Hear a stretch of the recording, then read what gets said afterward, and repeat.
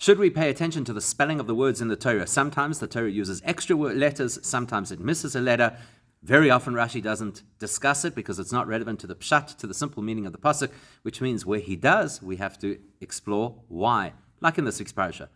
In the various psukim in our parasha, there's about 6 or 7 psukim, where Moshe Rabbeinu describes how he went up onto Har Sinai to receive the luchos from the Eibishter.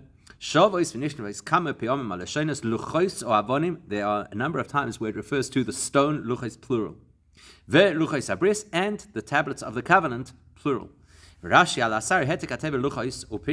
takes the word luchos, which is spelt without a vav, at one point, and he says, luchas ksiv, it says it in what appears to be a singular word, shashteim shaves, to show us that both tablets are equal. The truth is, Rashi doesn't illustrate which luchos in all of those psukim is the one he's chosen to comment on. The only thing we do know is where he places it in the order of these psukim that speak about going up to Har Sinai, somewhere between his commentary on pasuk tes and pasuk yud ches. Move on, so it's either pasuk yud or yud aleph, it pretty much works out to be, and many chumashim it's printed as in pasuk yud. But the fact is, it's after pasuk tes. Move on, must be that he's choosing a word, luchos, somewhere between the end of pasuk tes and pasuk yud ches. Now, this word luchos is mentioned multiple times, and even with that spelling. But pasuk yud, firstly, that's the one that many of the chumashim include this commentary. So that the Eibishter gave me the 2 tablets of stone written by his finger. So there, luchos without the second vav. Then the next pasuk yud aleph. After 40 days and nights, the Eibishter gave me the 2 luchos of stone and the luchos of the covenant, 2 times the word luchos over there, and one of them without the second vav. But pasuk tes vav, in pasuk tes vav, it says, I turned and came down from the mountain, and what did I have? And the 2 luchos were of the covenant were on my 2 hands, again there without the second vav. Pasuk Yud Zayin, the next pasuk, 2 psukim later. I held onto the 2 luchos and I threw them down, and broke them before you. They're also luchos without the second vav. So the fact that Rashi chose, without assigning specifically which of these psukim he's referring to when he says luchos, he means either one of 2 things. Either Rashi is intending to speak about one of those psukim, or he's talking about the principle that in this entire discussion, the word luchos is written without the second vav multiple times. What is clear is it's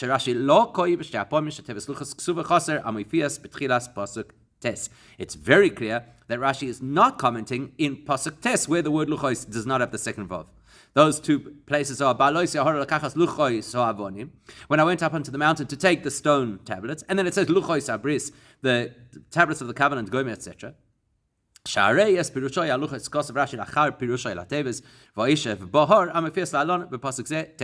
do we know this? Because Rashi only introduces a conversation around the meaning of luchos without the second vav after he explains what Va'isha Bahar, that I remained on the mountain, is all about, and that is after the words luchos in pasuk tes. In other words, Rashi ignored the luchos without a vav twice in pasuk tes and only brought the word luchos without a vav afterwards, which is why many of the chumashim included in pasuk yud. So for some reason, all these luchos need to be explained, except the ones in pasuk tes. So we have to understand. This principle that because the word luchos is without a second vav teaches us that the 2 tablets are equal. Rashi already told us back in Chumash Shmois, in Parshas Kisisa, the first time we get told about breaking the luchos. The pasuk says that the Eibishter gave to Moshe after he concluded speaking to him on Har Sinai. What did he give him? He gave him the tablets of covenant or testimony, the tablets of stone. Both of those do not have the second vav. Luchos ksiv shoyishtein shavos, and Rashi immediately picks up over there that it says luchos without the second vav to teach us that the 2 tablets are equal. So why is he saying it again now?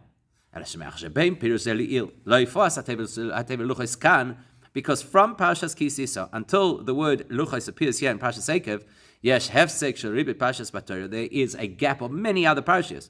Yosim mishnei chomashim, more than 2 whole chomashim, the whole of Vayikra, the whole of Bamidbar, and part of Shmos and part of Dvarim. So therefore, Chozer Rashi v'kofal pirush shuv parshal. Saying that's why Rashi had to remind us of this explanation. As Rashi often does. If he feels that there's been too much of a gap since he explained something, he'll reiterate. What we don't understand is avalene muven mipnei ma pirush Rashi b'parsha seinu al echad or al kol psukim dilalon. Why is Rashi bringing this up now, either with regards to a single or multiple psukim? Why didn't he address it the first time we see luchos spelled without the second vav, which is in pasuk tes? Surely that's where the issue arises. Surely that's where he should deal with it. And the truth of the matter is, you can't say, well, the reason is because Rashi wanted to focus specifically on either pasuk yud aleph or pasuk yud zayin. Because that's where you have luchos with no vav at all. And maybe that's a bigger issue. And a gam avav shelachar halamed, meaning there's no vav after the lamed and no vav after the ches.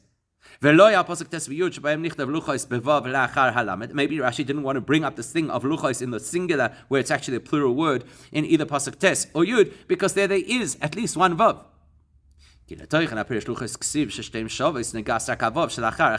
the truth is, it's only the second vav that distinguishes between a singular and a plural word.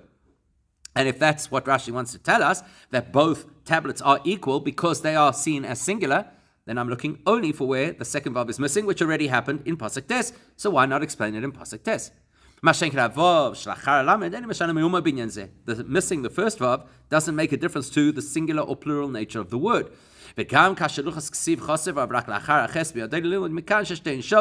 And so therefore, it's only when you have luchos without a vav after the ches, that's when you can say, oh, this is a singular word, and therefore Rashi has to explain what it teaches us.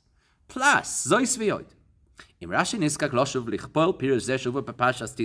if it's been such a long time since we learned Parshas Kisisa, and we might have forgotten the principle that the luchos in the singular is to tell us they're both equal, because it's been such a big gap, then not only should Rashi have explained it on Pasuk Tes in our parasha, he actually should have explained it in the previous parasha. Rashi should have brought this up in Parshas Vayischanan. Also in Parshas Vayischanan, after we're told the 10 Commandments, we have the word luchos without the vav. That Moshe says that David should then inscribe the 10 Commandments onto luchos and gave them to me. And those luchos are without the vav, which means that they surely imply this message of equality. Now, the truth is, this question of why doesn't Rashi address the issue the first time it appears is not only a question in Sefer Devarim, but you can actually ask the same question back in Parashas Shmos, in Parashas Kisisa, right? Sefer Shmos. In Parashas Kisisa is not the first time we see the word luchos without a second vav. Actually, that use of, or that unusual spelling of the word luchos appears much earlier in Parashas Mishpatim, where it says, there it says that David tells Moshe, I'm going to give you the luchos without the vav. In fact, without both vavs. Exactly like in Parashas Tisa. So why didn't Rashi address this issue of the missing vav the very first time it's spelt that way in Parashas Mishpatim? Why does he wait until Parashas Kisisa, which is now the second time it's misspelled or spelt without the vav, and only explains it there? So the easiest way to say this is because extra or missing letters are not a big deal for Rashi. The easiest way to answer will be based on a principle we know, which is the question of whether a word has a vav, doesn't have a vav, has a yud, doesn't have a yud, etc. That's actually not a problem when you're explaining pshat, simple explanation of the pasuk. Actually, Rashi and Muchach L'Tard say that Rashi would have to address it and explain why it is. How do we know? Because most times that there is a missing or extra letter in a word, Rashi does not address it. Clearly then, it's not a big deal for pshat. So then why does Rashi sometimes address it? So why is Rashi addressing it here in our parasha? Luchos without the vav. Maybe it's because the pasuk changes the spelling of the word in the same pasuk. In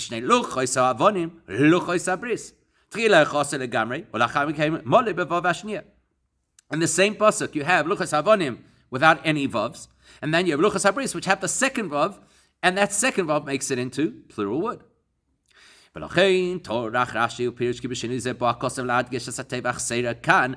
that's why Rashi wants to tell us, see what the Torah did over here? It highlighted in the first word the missing vav by including the vav in the next word. And it did so in order that we should read it in the singular. That we'll recognize that the two luchos are of equal value, or actually are equal, as we shall see. That would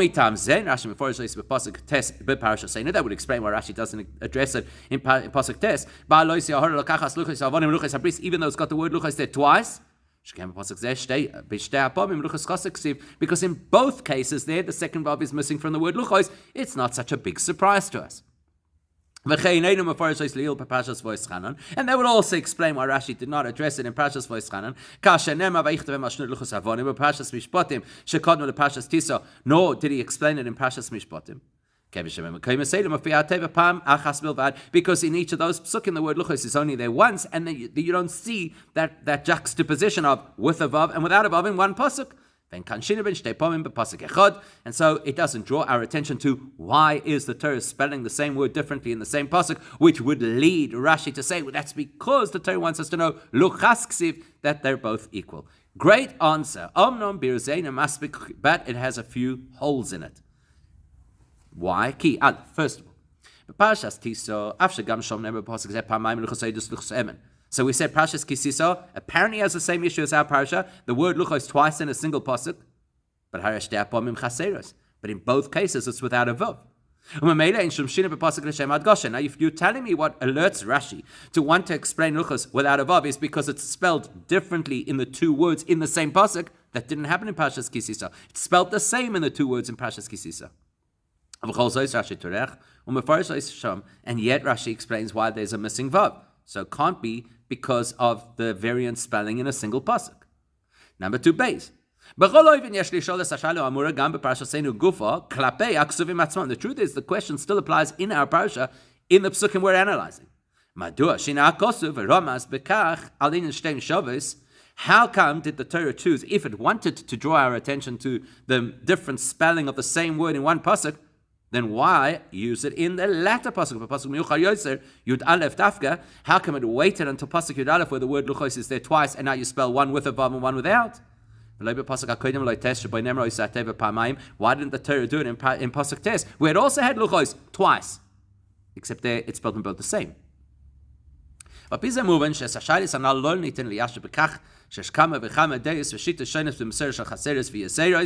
you definitely cannot say the answer is because there are different traditions about which words have which letters added or detracted. And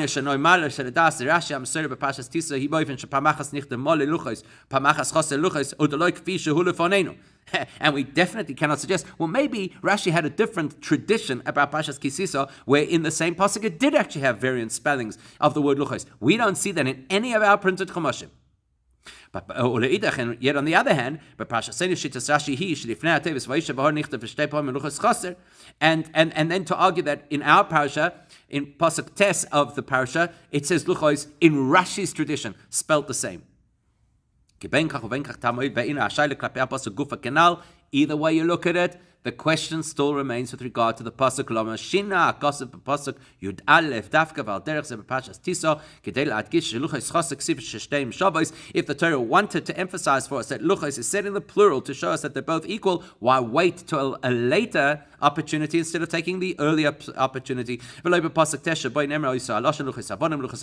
Instead of telling us this or showing us this information in pasuk tes. So just simply to say, because it is the variation of two spellings in one pasuk is not a strong enough reason why Rashi is addressing this here. So back to question 1.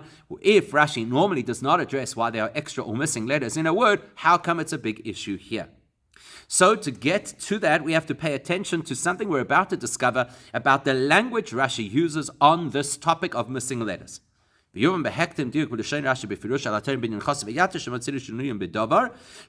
to see that when Rashi does address extra, but that's not what we're focused on, missing letters, that's what we're focused on, he has two possible ways, two styles that he uses to address a missing letter in a word. Sometimes Rashi will tell us the vav is missing, or chaser ksiv, or say the word is written in its abridged form. And in other places, Rashi just brings the quotation of the word as it is spelled in the pasuk, and he doesn't point out to us that it's missing the vav or missing something. Or, like in our parasha, where it just goes, luchos ksiv. He just says, luchos without the vav, that's how it's written, but he doesn't tell us it's missing the vav. He just presents the word. Seeing as Rashi's language is so precise, you have to conclude that depending on which style Rashi chooses, either to draw our attention to the missing letter and then explain why, or just straight to go into the explanation without telling us it's missing, that's intentional. Especially as these two styles appear multiple times in Rashi's writings, as we'll see in the addition to the Sikha at the end. Sometimes he tells us chaser, sometimes he doesn't. Why? So the answer is,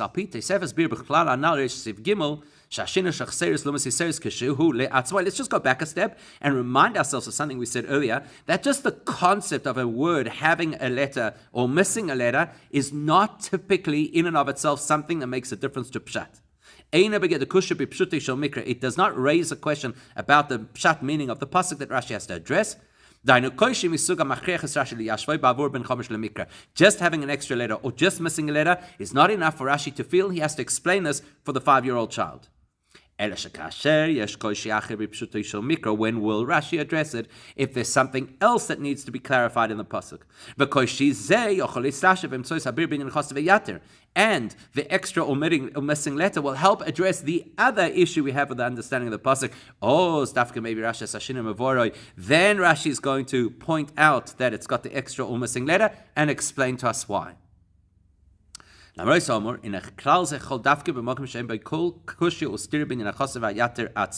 only thing to bear in mind is that if the extra or missing letter is going to raise a problem in the pshat, not just simply a curious question, why is there an extra letter? If the extra letter, like changing a plural to a singular or a singular to the plural, is going to raise a question about how we understand the pasuk, then he's going to have to address it. So if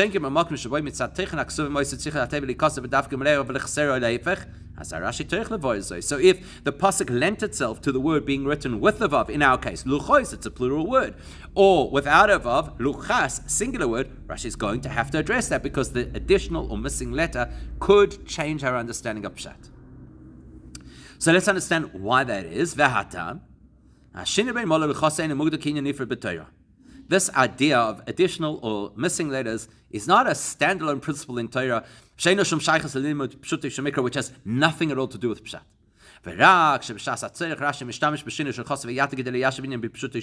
It's just that sometimes Rashi borrows the information about the extra or missing letter to help us understand the pshat better. Like sometimes Rashi will bring in a medrash because it helps us understand the pshat better. No, this is something different. And the gambi pshuto shall mikra move on leloimet shemal v'chasa b'teva b'torah in the inyan ba'oifen ksivas tevezay b'mikra greda. Any person, even understanding at the most simple level of Torah, if the Torah chose to write a word with a letter or without a letter, that's not just arbitrary.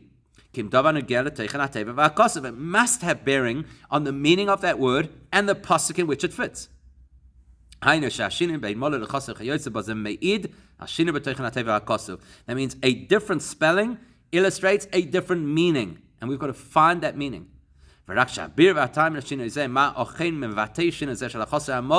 It's just that what that meaning is, why there's the extra or missing letter.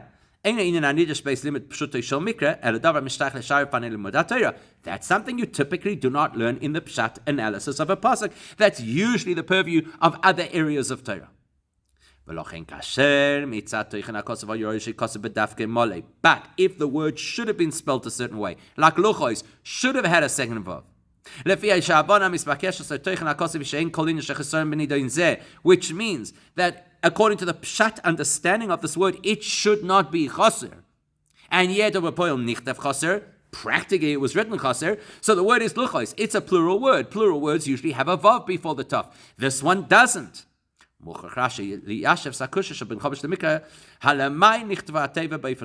child is going to ask, why did the Torah choose to write this word with a missing letter? In our case, why did the Torah choose to write a plural word as if it looks like a singular? That's a pshat question. Rashi will have to address it. And we're going to see some other examples. We're going to use 3 examples now and more examples later. So here are some examples. The first time in Torah where Rashi addresses the idea of missing letters is on the 4th day of creation, where it says that there should be luminaries in the heavens to illuminate the earth. Rashi says, look at that. Moiros is missing the vav at the second vav.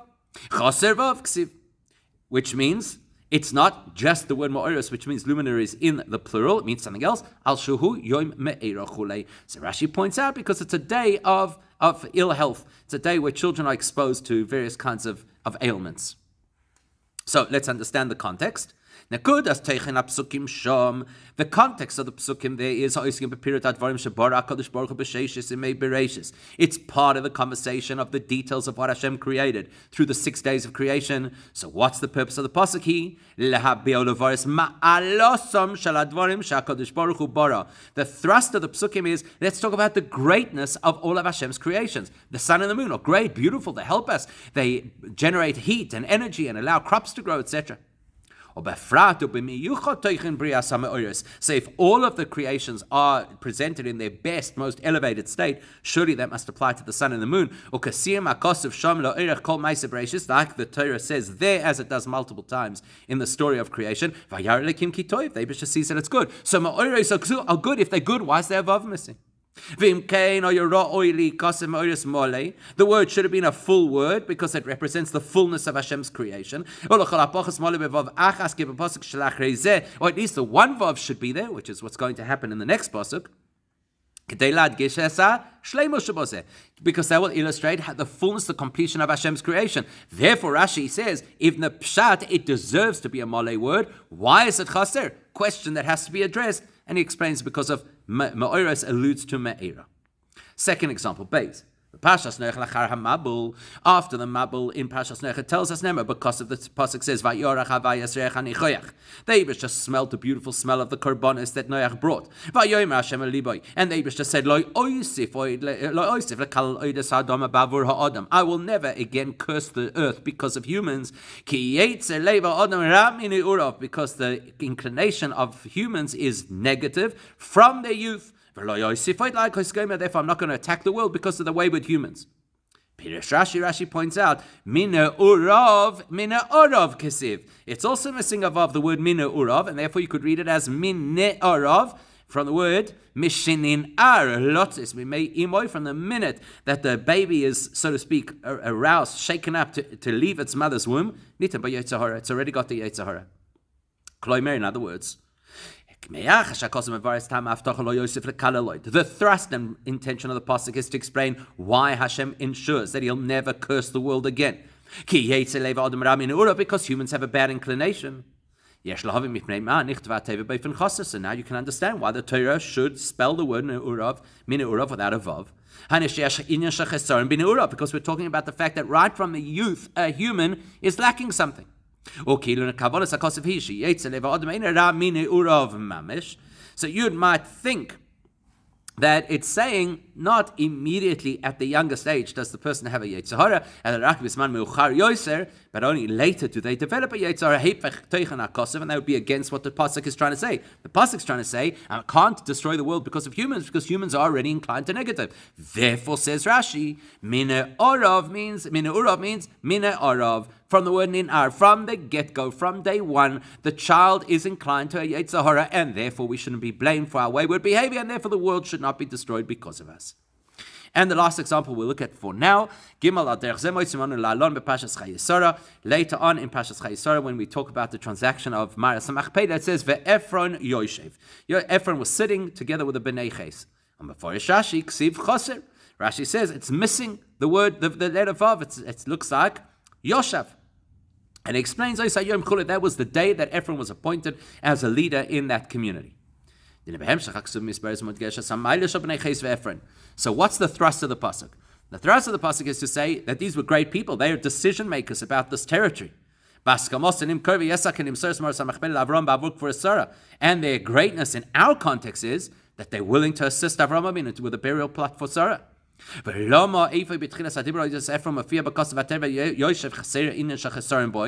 the thrust of the pasuk is to speak about the positive side of Ephron, he's helping, he's assisting Avraham Avinu to bury Sarah. So why say a word that's missing above? Therefore, Rashi has to explain.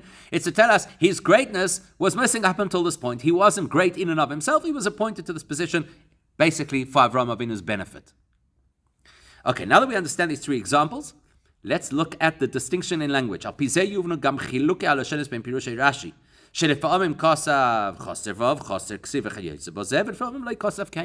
can start to understand why it is that Rashi uses these two styles, where sometimes he'll alert us to the fact that there is a missing letter, or even tell us which letter is missing, and sometimes he'll just get into the conversation. Here's the word, this is what it means. So kasher chesar nateva b'kasuv no'ad lashmi in shechesarim b'toichen nateva oiho inyan. If the fact that the letter is missing is because the theme is a theme of something's missing or something is less than expected, then Rashi is going to verbalize this and say something's missing. But if the missing letter is not there to teach us about a missing piece of information or a missing element from the story, but it's there to convey something else, or it's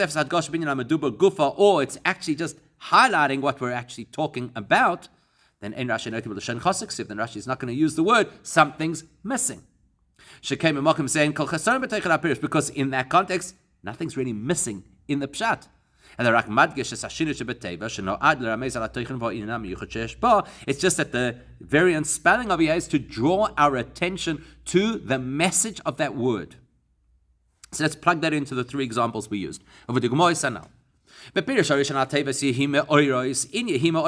going to say? Something's missing, something is negative over here. Because of Rashi, so Rashi says there's something negative that happens with the celestial beings, the sun and the moon. They can cause illness. That is a chesaron. So Rashi says choser vav. Not only is there a missing vav, but the vav that's missing represents something that's missing from the bracha of the sun and the moon. Let's look at the third example, which was Ephron's now sitting in a position of power. Because of Rashi, ksiv choser. Rashi alerts us to the fact that it's a shortened version of the word. Why? Because the pasuk is actually illustrating something lacking in Ephron. What are we talking about over here? We're talking about his position of authority and leadership. Says Rashi, yeah, he has that authority and leadership, but it's missing something. What's it missing? History. That's the day they made him into a leader. Because Avraham Avinu was going to need his services, and therefore, out of the respect to Avraham Avinu, they upgraded him into an important person. In other words, what's the Torah really saying? Ephron himself is a lacking individual. He doesn't deserve to be a big deal. He has nothing, no advantage over the rest of the community. It's just that Avram Avinu is about to step into the arena, and he is going to need to be serviced by Ephron, and therefore it's out of respect to Avram Avinu that Ephron has to be upgraded. And therefore, when that time comes to service Avram Avinu, he gets upgraded. Whereas Pashas Noach, where the Vav is missing from Ne'urav, and Rashi doesn't highlight the missing part. And it goes straight into the conversation. Here's the word. You can see for yourself it's missing something. I don't have to tell you. And it means from the minute a person enters this world, they already have a Yetzer Hara. Why? Rashi is not trying to highlight that there's something negative or missing or lacking in our youth.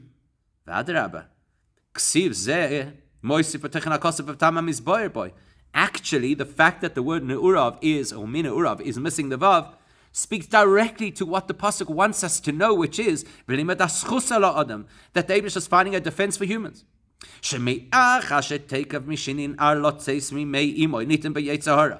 Because from this minute a child is already aroused to enter the world, he's already got a Yetzer Hara. Not only when he becomes a youth.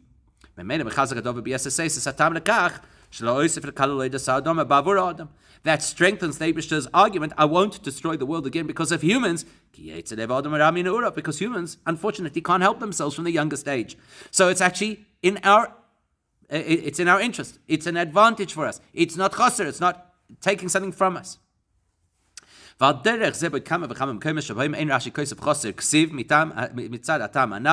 And likewise, there are many other occasions where Rashi describes and explains the reason for a missing letter in a word without highlighting the chaser part, because those words are not speaking about lack. He has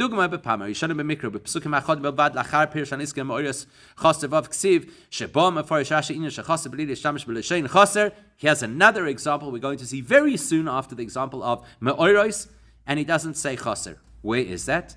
When the Torah tells us that Eibusha created the great so-called sea monsters, Rashi quotes a medrash which says, "Hu Leviyosan." Who are these Taninim? It's the legendary Leviyosan, Ubein Sugoi and its mate. Shebrom Zachon Ekev, the Eibusha created them as male and female. Then V'horagas in Ekev, the Eibusha killed the female. Umolchol it Tzadikim Liyasid Lavai, and salted and preserved that Leviyosan for the Tzadikim in the future when Mashiach comes. Why did he do it? She'im Yifru V'yirbu Lo Yiskai Moedim Bifneim. If they would propagate, they would overwhelm the whole world. Nobody could survive. Therefore, Taninim Ksiv. Therefore, it says Taninim without a yud. Well, missing one of the two yuds. And Rashi doesn't say, he doesn't highlight for us that the word is written without a yud. Why not? Again, because he's speaking about something positive. The reason it says Taninim without the second yud is because he killed them female. Killing the female Leviyosin is not a negative thing or a lack in the Eibishter's creation. To the contrary, it's in order to preserve the world. Besides the fact that the female Leviyasan is preserved for a very positive reason, to be used by the tzaddikim liyasid lavai. So now that we understand this, whether Rashi does or does not use words chaser, chaser ksiv, chaser vav, etc., or not, it's going to make a huge difference. And what happened in our parasha, he didn't say the word chaser. That will help us understand what Rashi wants us to know about luchos without a vav. Rashi is not just saying, look at that, luchos is without a second vav. Why? Or any vavs in this particular case. Because Rashi is not in the business of explaining every single time there's an extra or missing letter in a word. Rather, Rashi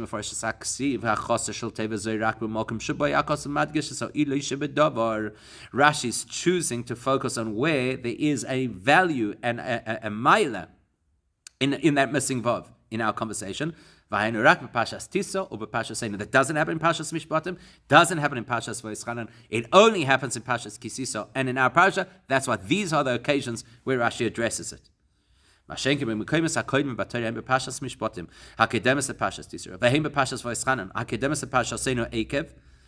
why in the two occasions prior to where Rashi does discuss it, in Mishpatim and in Vayischanan, Neither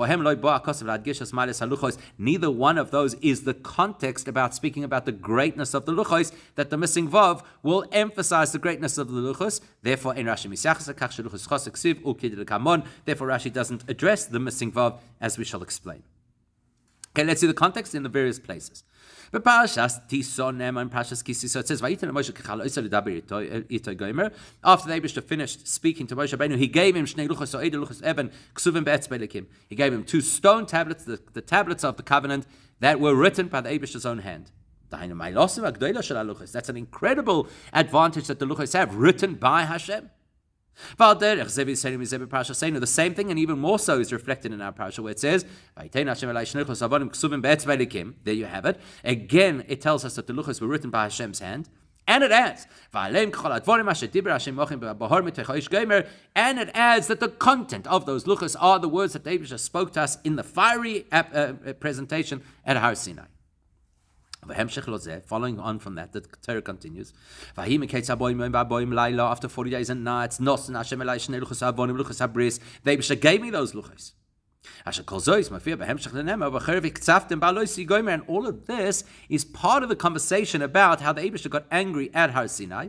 And then we're going to unpack what that anger is. The Eibishter told me to go off the mountain. This is in our parasha. And Moshe Rabbeinu says, I turned and I got off the mountain. And I was carrying the luchos.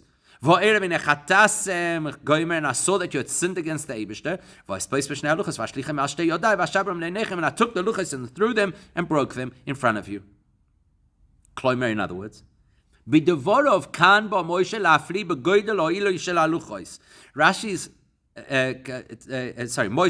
Moshe's intention of you is to say, do you understand what you had that you lost because of the egel? Do you understand how great these luchos are? Do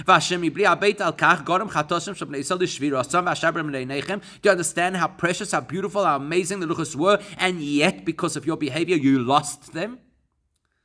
In other words, to ramp up the rebuke, you have to understand the greatness of the luchos. The focus of the luchos is how great they are. If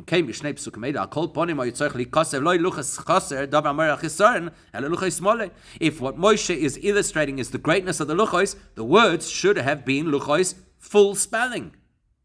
Therefore, Rashi picks up on that. And he says, luchos is written without a vav, and that is not a chesaron. That's why it doesn't say chosiksiv. It's actually to the contrary, part of the description of the greatness of the luchos.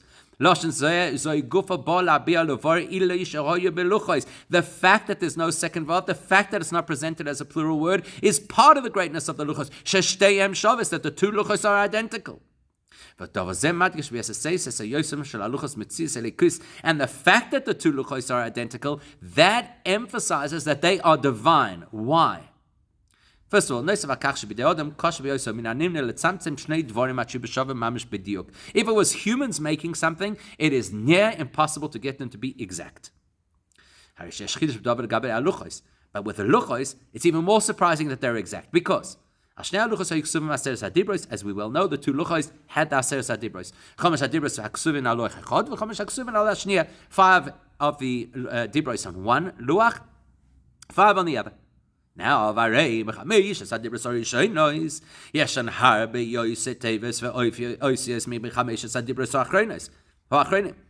the first set of Dibros. There are many more words and letters there than the second set of Dibros.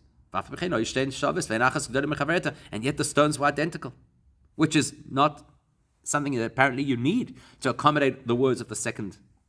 Especially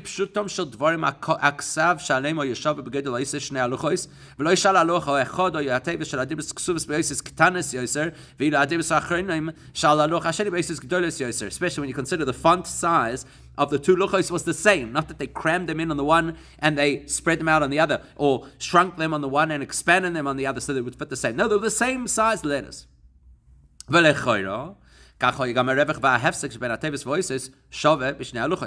probably the spacing between the letters was also equal on both luchos, which means the one looked much more full than the other.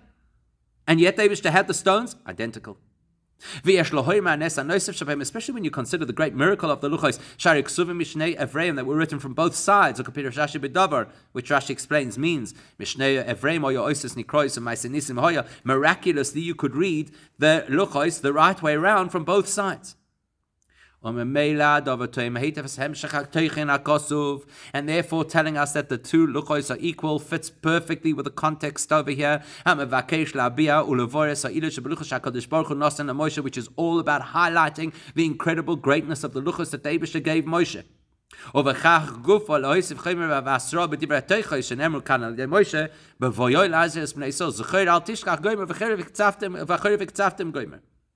And this fits very much with Moshe's objective over here, which is to rebuke the Yidden and to remind the Yidden not to repeat this kind of behavior. So knowing the greatness of the luchos only ramps up Moshe's message to them, makes it much more effective. To warn them not to repeat behaviors that brought about the destruction of the first luchos. Whereas in Parshas Vayischanan before this, where yes, the word luchos is spelled without the second vav, but there the content is, this is the information that the Eibusha spoke to you at Har Sinai. And then he wrote them on luchos and gave them to me. The context of there is not to tell us how unique the luchos were, it's to tell us that the Eibusha conveyed information to us via the luchos. Likewise, in Mishpatim, the Eibusha invites Moshe up onto Har Sinai and says, and says, I'm going to give you the luchos with all the Torah mitzvahs that you have to instruct the Yidden. There the pasuk is not emphasizing the greatness of the luchos per se, so it's not so shocking to us that the word doesn't have the full spelling. And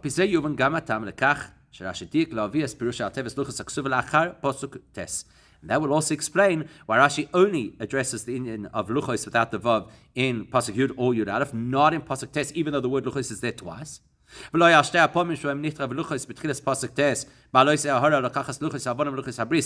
the word luchos is there twice without the second vav in pasuk Tes, why not then? Because Because pasuk Yud and Yud Aleph speak about when Moshe gets the luchos. The Eibusha gave them to me. That after 40 days the Eibusha gave me the luchos. Whereas pasuk Tes is still speaking about how Moshe is going up to prepare to get the luchos. Which means at that point the luchos are still in the Eibusha's possession. So when we want to emphasize the greatness of the luchos, which will then accentuate Moshe's rebuke of the Jewish people. Look what happened when you didn't behave appropriately and the luchos got broken. And klape luchos, obviously, in order to contextualize that, Moshe has to be speaking about the greatness of the luchos. How's the greatness of the luchos? Not when they're still in the Eibusha's possession. When Moshe is still on his way up the mountain to get them. And the whole theme is, I now have the luchos to bring to you the Yidden, and now's where you have to realize how great they are, and the fact that you lost that. The message over here is that even when the Eibusha has given Moshe the luchos, they are the prime, ultimate state of luchos.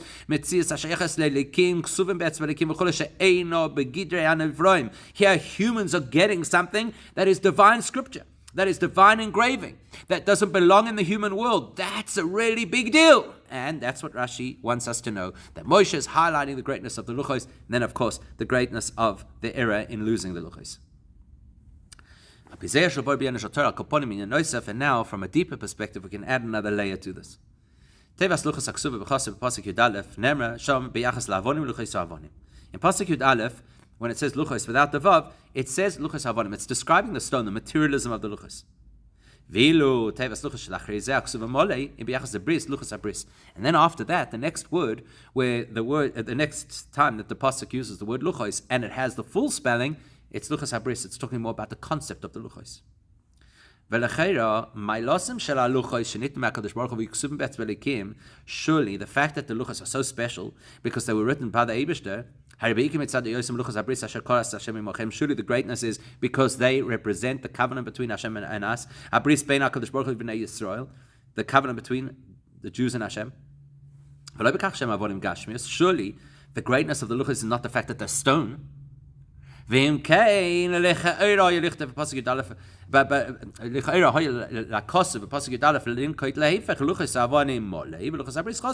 so surely we should have had the description of the stone with a full spelling and the description of the covenant with a missing vav to alert us to the greatness of the luchos shtein shavis. Luchos ksiv shtein shavis kedei lagdish legabe luchos habris. Surely you should be emphasizing the link between these luchos and the Eibishter rather than the link between the luchos and the stone. But the truth is, when you think about it in context, that we're only talking about when the luchos are given to us, not when the luchos sit in heaven. It all makes sense. The emphasis over here is not the spirituality of what the luchos entail or contain, but rather to emphasize that even the physical luchos, once they're in stone, which makes them susceptible to be broken as they were, that is divine. And that's a big chiddush, that the stone could be divine. And so divine that it's shteim shavis, that they're completely equal. And they have this paradox of being completely equal. That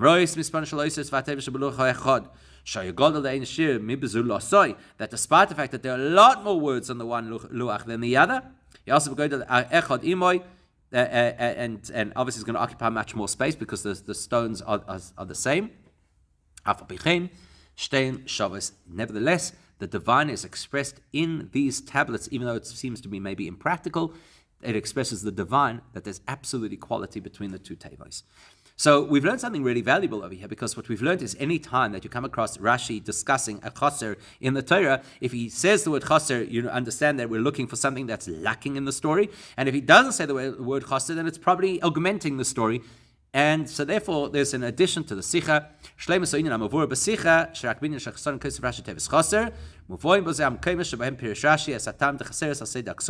actually going to run through all the times where Rashi actually does address the missing letters in a pasuk, and we'll see in all of them across Torah if he tells us before chaser ksiv or chaser vav or chaser yud or whatever it is, and why he does that, versus the times that he doesn't. So Aleph, Bereishis Aleph Yud Dalet. We already touched on this one. Yehi ma'oris chaser vav ksiv. When it says ma'oris, Rashi tells us it is missing a vav. Because it's a day of illness, and as we already learned, because there he's highlighting that there is a lacking element or a negative element associated even with Hashem's creation of the sun and the moon.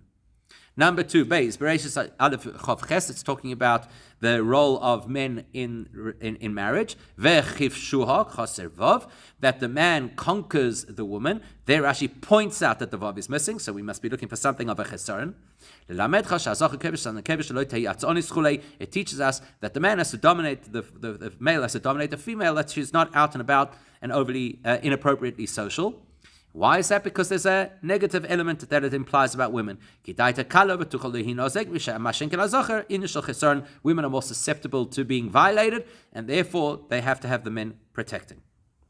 So chaser vav, because it's talking about a lack in the female. Next one, Bereishis Aleph Chof Aleph, we've already touched on this one. Ataninim, Shebram Zachon and Ekev Hargas and Ekev Chulei, that David created the Leviathan as a male and female and then killed the female. Shem Yifur V'Yirba Lo Yiskai Modim Bifneim, that if they would propagate, there would not be space in the world for them. They'd overwhelm everybody. And therefore, Taninim Ksiv, and he doesn't tell us Chaster Yud. Why? Because it's Inyan Shamayla, because it's a positive message and it's advantage for human beings or for the whole planet that they don't overrun the planet. Kibifnim Siv Zayin, as we already saw inside. Daled Bereishis Vav Beis. In this piece, it's talking about how the Bnei Olikim, the great princes, etc., didn't behave appropriately with women. Kitoivois Heina, they saw that the women were good. Amar Rabbi Yudon, Toivois Kesiv. So here, Rashi quotes Rabbi Yudon, saying Toivois, that they actually behaved appropriately, and the women didn't actually go out into the public until they were getting ready to be married. And then when they were ready to be married, that's when the men misbehaved. That the princes would come in and want to be with a woman before she was married. Now, this is a pretty negative story about people violating women before their own weddings. So why doesn't Rashi say chaser vav, which he should have? So there's three things to consider. Aleph, it's a quotation. It's not Rashi's own words. He's telling us exactly what the Medrash says. Secondly, at the moment that the Bnei Elokim, the elite, noticed these women, at that point there's nothing negative yet happening. Truth is, it's actually a great accolade to the women that they were very modest and nobody saw them up until that point. That's why the men are only taking advantage of them when they're getting ready to get married, because they never had access to them before. And Rabbi Perish Rashi about the tznius of women.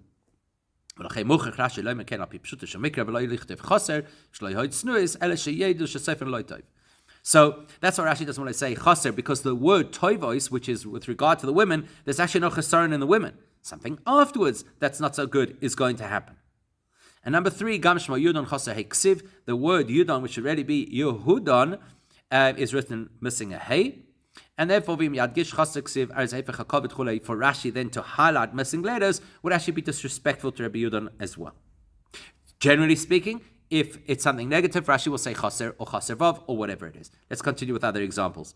Here's an example we already looked at in our Sicha. Noach ches chafalav mini urav, about the Yetzer Hara being there from birth. Mine orav siv mishenina lotzis me'imonitim beYetzer Hara, that from the minute the child is already on his way into this world, he already has a Yetzer Hara. He doesn't say chaser because it's actually speaking to our credit that David shouldn't destroy the world because of us, because actually we almost can't help ourselves. When it speaks about the rainbow, that it would be a sign of the Eibishter's covenant with the Jewish people, with the humanity, not to destroy the world again. There, Ledoros is written without a vav. Rashi says that it's missing the vav, because he's saying there are certain generations that lack the need for a rainbow because they have great tzaddikim who protect them. That if you had to take all of the Torah Solam which are described in the pasuk, you say actually some of them are missing, like the generation of Chizkiyahu where they did not need a rainbow. Therefore, he tells us chaser because something of the message is missing. Number 7, Lech Lecho Yudadu Yudalet, when it's speaking about Avraham Avinu preparing to go and fight to rescue Lot, says Chanichov, that Vayorches Chanichov, he prepared his allies. Chanichoiksiv, the Torah writes without a vav, so it could be read as a singular. Zeliezer Shechonchim LeMitzvahs Chulei, it's talking about Eliezer who Avraham Avinu had educated about mitzvahs, Inyan Shel Maila. That's obviously speaking to the value of Eliezer. Ches, number 8. Vayerach Yud Ches Aleph. Avraham Avinu was sitting at the entrance of his tent in the heat of the day. Yoshav Ksiv Chulei. There it says Yoshav without the vav, and that's a positive thing. Therefore, Rashi doesn't say Chaser vav. What's positive about it? Similar that the Eibishter said, I'm now alluding to how things will be in the future, where your descendants will sit as judges, and I will stand in their presence. So that's Inyan Shel Maila, Shemadgish Mailos Chvodah Shel Avram, Uchvodim Shel Bnei Yisrael. This is obviously a very positive message. It highlights the greatness of Avram Avinu and the greatness of all Yidden. Therefore, Rashi is not going to say Chaser. Whereas Vayera Tes Yud Aleph, there it says Veloit Yoshev. Lot was sitting in Sodom. Says Rashi Yoshev Ksiv Oisa Yominu Shofet Alem. That was the day they appointed him as a judge. That's in Yishomayla. This is definitely to Lot's advantage. He cannot be held accountable for anything that that Sodom had done inappropriately up until this point, because he only became a judge today. Therefore, Rashi does not say Chaser Ksiv.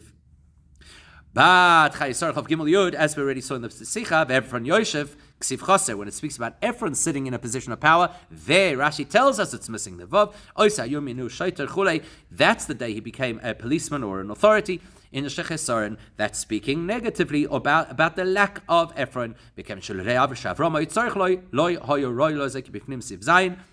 if not for the fact that Avraham Avinu would need his services, he would never have had this position. In other words, he is lacking the rights to the position, but he's put into the position for Avraham's benefit. Next example, the 11th, Chayei Sarach of Gimel Tezayin. It says, Vayishkal Avram Ephron. It says that Avraham Avinu weighed out the money to pay Ephron. Ephron is Choser Vav, is missing a Vav over there. Why is he missing a Vav? Because we're speaking disparagingly about Ephron. Because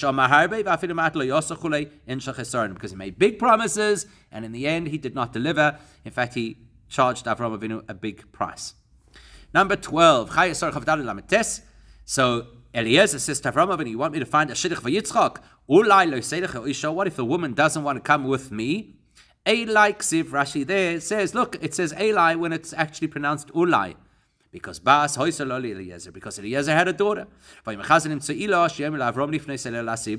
trying to find an excuse to convince Avraham Avinu that Yitzchak should marry his daughter. That is that's obviously speaking positively about Eliezer and his daughter. Were it not for the sin of Cham in the way he treated his father, which turned him and his descendants into slaves, who are Orur and are therefore cursed. Therefore, Avraham Avinu tells Eliezer, I'm afraid your daughter cannot be part of our family because she comes from a dynasty of curse and we're a dynasty of bracha. Outside of that, Eliezer is actually a very decent guy whose daughter deserves to marry Yitzchak. Therefore, Rashi does not emphasize choser, that something's lacking. Example 13, also in Chayesarach of Vav, Pilagshim choser ksiv. When it says that Avraham Avinu sent gifts to the children of the Pilagshim, says Rashi, why is a Pilagshim without a yud? Firstly, he says the yud is missing. So there Rashi is telling us that there is something lacking in the story. There was only one concubine, even though it says Pilagshim in the singular. That's chesaron ochi boilet. That is a very obvious lack when you're talking in the plural and you're actually only referring to one. Next parasha, example 14, told us the well-known story of Rivka's pregnancy. There it says that she had twins. Rashi immediately says Soimim is missing. It's actually missing an aleph and a yud. Echad tzaddik v'echad rasha, and Rashi says the reason for that is because while Yaakov was going to be a tzaddik, Esav was going to be a rasha. Inyan shel chesaron. We're talking about lack in Esav. Therefore, Rashi will say choser. Parashas Vayeshev, Lamed Ches Chov Zayin, also a story of twins with Tamar, where it says Ta'omim Mole. Now, this is a different example where Rashi is emphasizing the letters that are present in the word. But here Rashi reminds us that in the case of Rivka, it was missing the aleph and the yud. And again, emphasizing the fact that's because one of them is a rasha, something is lacking in this individual. Example 16, Shmois Gimel Tezvav. The Eibishter says, Zeh Shemi La'olam, after the fight against Amalek, this is my name forever. Choser Vav, Rashi says, look, the Olam is missing a Vav. Why? Because something is missing. What's missing? Loimar Halimeu Shelo Yikori Kichsavai. Because the Eibishter is saying, I want my name to be missing. You cannot pronounce it as you see it. Chesaron Ochi Boilet, a very obvious chesaron. I have a word in front of me that I'm not allowed to say. Example 17, Mishpatim Chav Gimel Beis. It says, Loi Sa'aneh Al Riv, you should not respond to a debate or an argument.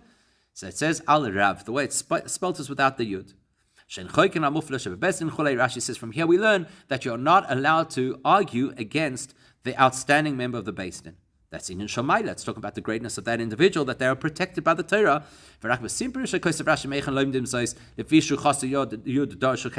end, Rashi says, how did we get there? Because the Yud is missing. But he doesn't start off by saying Chaser Yud, because it's not a message of Chesaron.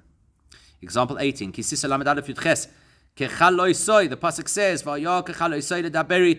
that after the Eibishter finished speaking to Moshe Rabbeinu, Rashi says, look at that. It's spelled Kechalosoi, as if it was a kala. To tell us about this closeness between Moshe Rabbeinu and the Eibishter, like a chosen and kala. That's Inyan Shomai V'Yisrael Ben Esinas HaTorah. That is obviously a great maila in terms of how the Eibishter gave us the Torah, that we are like his bride and he is like the groom. So therefore, Rashi does not emphasize the chesaron.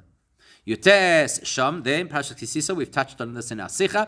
Luchos Luchas Ksiv, Shoishten Shavos, that Luchos is written without the Vav to make it a plural, because it wants us to know that both of the Luchos are equal. In Shamayla, Kibifnim, Sivches Ve'elach, as discussed in our Sicha. Example 20, Vayakal Lamed Hei Chov Zayin, Vahanesiim. It's talking about the Nesiim who contributed to the Mishkan, and the Yud is missing for the plural. So Rashi says, because they were lazy in their contributions to the Mishkan, or they delayed their contributions to the Mishkan, therefore they lost a letter from their name. So Rashi is emphasizing the loss of the letter because it's inyan shechasaron, because the context is a lack on their part.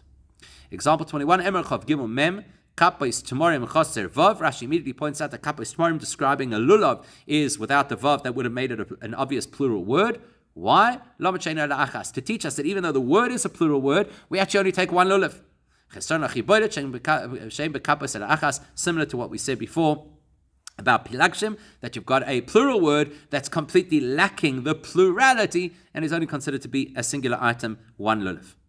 Example 21, Nosai Zayin Aleph, Kalois Moshe Kalas Ksivya Mishkan Yisok Kalin Chnesses Lechupa, about the completion of the Mishkan. There it says Kalois and Moshe concluded the Mishkan. It's also without a vav to express the concept of being like a kala. Again, Inyan Shamayl Yishlemes B'Komes HaMishkan Avur Yisrael. That is the greatness of the Mishkan that was put up for the Yidden, that we are considered like David's bride, similar to what we saw before by Matan Torah. Example 22, Nosa Yuzayin Yutes. When it talks about Yisachar, the Shevet Yisachar, when they brought their korban, it says Hikrives Karbonai Chasu Yud. It says Hikrives Karbonai without the Yud. Shamash Mahakrev L'Shein Tzivul Chole. So Rashi says, why is there no Yud? So you could read it as Hakrev, which is an instruction. Why is there a need for an instruction? Because there's something here that's not so comfortable. Because there's a complaint. Mela, that Yehuda is the first one to bring a korban. Mela, the next one should be Reuven. Who comes next? Shevet Yisachar. So Shevet Reuven has a problem with that. Therefore, they need a direct instruction from the Eibishter that Yisachar has to be the next one to bring a korban, because Reuven is feeling a lack. Chav Gimel, 23. Shelach Tes Vav Chav Dalet. It's talking about a korban that is called Parahelem Dover Shel Tzibur, that if the community does something collectively which they shouldn't have done, they have to bring a korban because they misunderstood the halacha, or because they had the wrong instruction. They have to bring a special korban in order to atone. So there it says that korban is lechatos chaser aleph. It's lechatos missing an aleph. Rashi says, look, it's missing an aleph. Why? Because it is not handled in the way that a regular chatos is handled. If you ever have a situation where a korban chatos and oila have to be brought simultaneously, the chatos takes precedence. Where in this case, the korban oila is brought first. That tells you that this korban chatos is lacking something compared to other korbanos chatois. Therefore, the letter is lacking, and therefore Rashi emphasizes the missing letter. Example 24, Balak Chafei Hey. Balak complains to Bilam. He says, "You've got to help me because the Yidden are here. They're sitting opposite me." He says, Rashi chaser ksiv. See, the word Yoshev over there is missing a vav. Why? Because Balak says they're about to cut me down like you cut down a tree. Which means he's going to disappear altogether. And Balak is describing the greatest form of chesaron that he could possibly have. 25. Dvarim Aleph Yud Gimel. Right at the beginning of Sefer Dvarim, Moshe Rabbeinu is recounting everything that happened in the Midbar, and he talks about when he had to appoint other judicial leaders. So he says, Rashi says, that word Vasimim is missing a yud. So if Rashi is highlighting it's missing a letter, it must be because there's something that's missing, lacking, or negative about this message. Says Rashi, it means that the leaders will carry the guilt if the Jewish people don't behave the way that they should, because obviously then the leaders were lacking. In the Degadas Vasimim Bereshechem, you've actually got both of you here. You've got the advantage to these people being appointed to an important position, and the negative that if they don't do the position the way that they should, then they're going to carry the guilt of the nation.